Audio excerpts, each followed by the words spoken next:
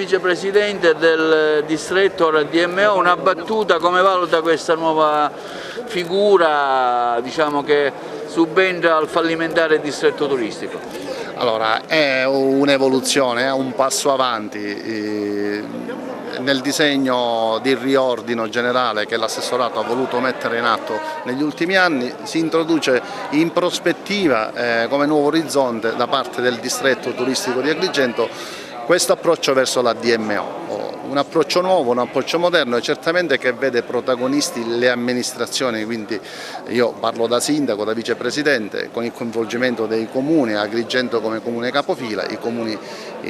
secondari, ma la parte preponderante la stanno mettendo su i privati, gli operatori turistici, le associazioni di categoria. Un lavoro di sinergia, un lavoro che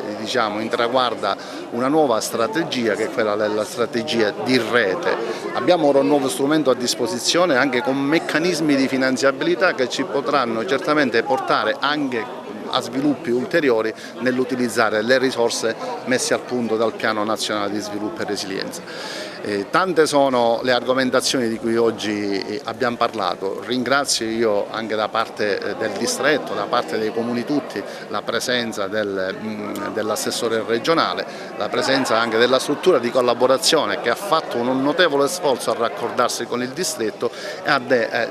avallare la nostra proposta di piano operativo, di un piano turistico che abbiamo presentato, e tra le prime realtà territoriali abbiamo avuto assecondato questo riconoscimento che ci